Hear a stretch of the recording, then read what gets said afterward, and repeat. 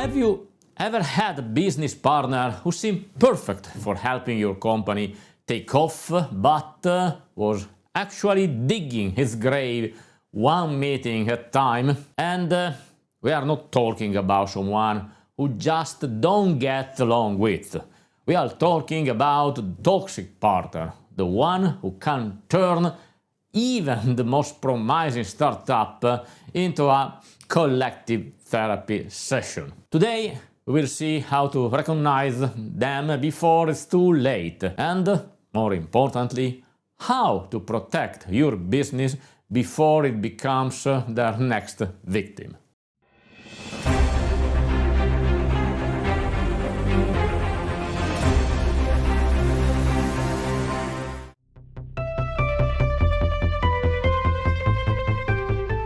So let's start here. Who exactly is a toxic partner?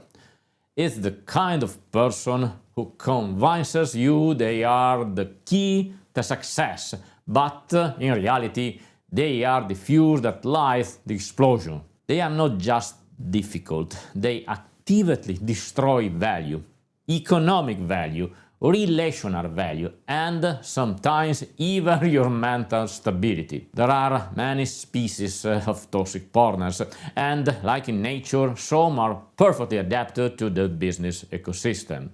So let's look at the main ones. The first, the Dominator. They need to control everything, from strategic decision down to the color of the office paper clips.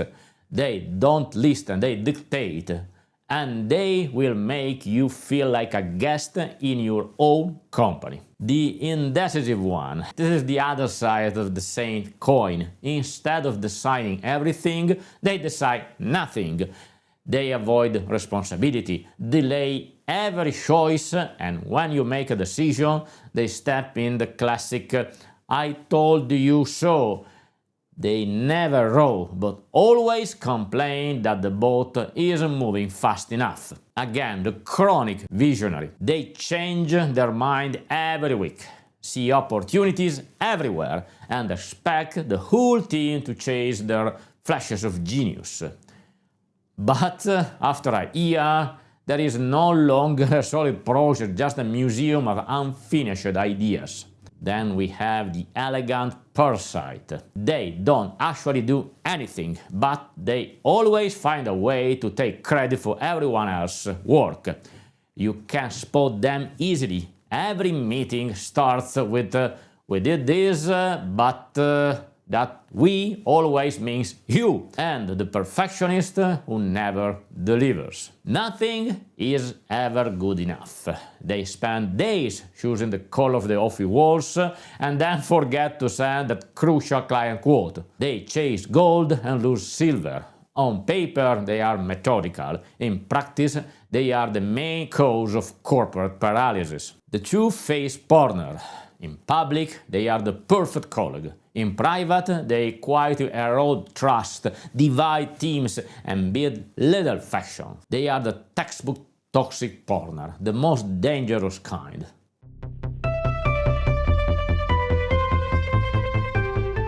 There are, of course, a few red flags that should make you raise an eyebrow. And maybe your lawyer's number. They make decisions alone. One day you discover they have signed a contract without consulting anyone. It was urgent, sure. They devalue your work. They use the kind of passive-aggressive tone. "Yeah, I can't do that, but of course they never actually do it." It's a subtle way to undermine your credibility inside the team. They mishandle money. Personal expenses charged to the company card, dividends advanced while the company is in a loss, and an unexplainable law for corporate credit. When a partner confuses the company balance sheet with their wallet, the result is always the same: financial chaos. Again, they hide information. "I don't have time to update you," which actually means "I didn't want you to know." The toxic partner thrives in the dark. The less you know, the more control they have. Another sign, they create conflict. Every meeting becomes a trial, every disagreement a war trench. When people talk more about who mess up than how to fix things, the poison's already in the bloodstream.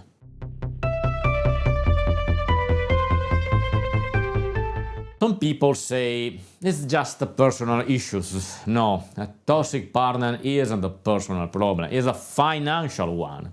Every hour spent managing internal conflict is an hour stolen from clients, products, and the market. Every argument burns human capital and trust. And naturally, every bad decision made out of ego or competition can cost you months of work and thousands of dollars. Healthy companies grow because people trust each other. Toxic ones implode because no one does. And then there is an invisible cost, reputation. A partner who badmouths you to your clients or staff, even subtly, can destroy credibility faster than any market downturn.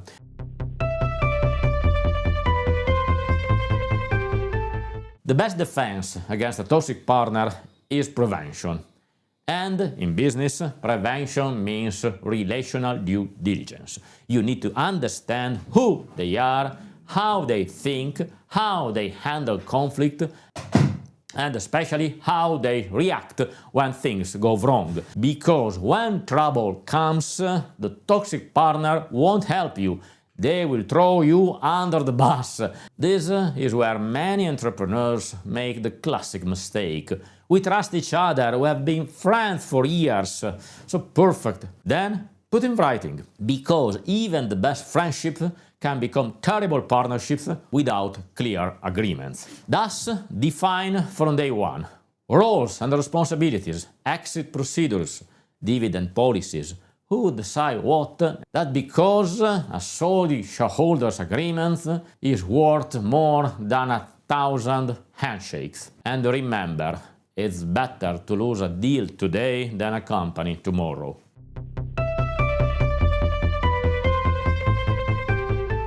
So, what if you are already knee-deep in it? So don't panic, there are exits, but you will need a cool head.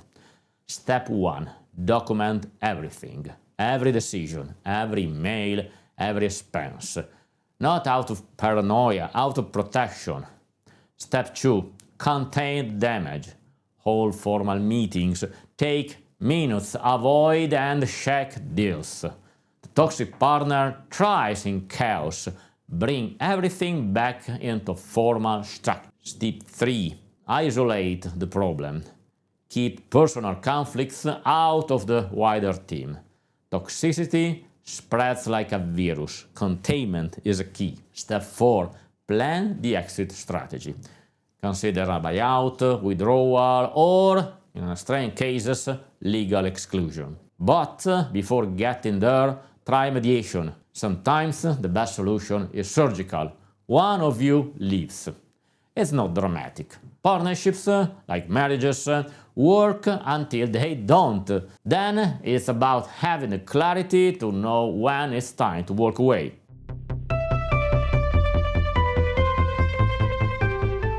Once you have freed yourself from a toxic partner, it's tempting to find a better one right away. But resist that urge. Change your approach instead. Choose partners for values, not for missing skills. Skills can be hired, values can't. Never give equity out of friendship. Partner should bring strategy, network, capital, and if you just need operational help, hire a collaborator. Don't give away shares. Long story short, don't confuse friendship with equity.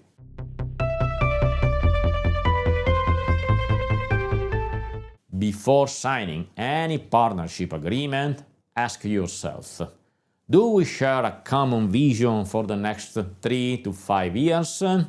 Are we aligned on values, management style, and transparency? Are roles clearly defined and written down? Do we have pre-agreement exit rules? Can we handle conflict without destroying everything? If even one of those questions stay unanswered, maybe the problem isn't the company. It's your choice of partner. Now, as a conclusion, a toxic partner doesn't show up wearing a label that says warning poisonous. At first, they just seem enthusiastic, maybe a bit impulsive, but over time the signs appear. And when they do, don't ignore them. A company can recover, a bad partnership can drag it straight to the bottom. Now, if you'd like me to dive deeper into how to structure a healthy business partnership, let me know in the comments. I'm dedicate a full video to that. And if you haven't yet, subscribe to the channel so you don't miss the next one. See you in the next week!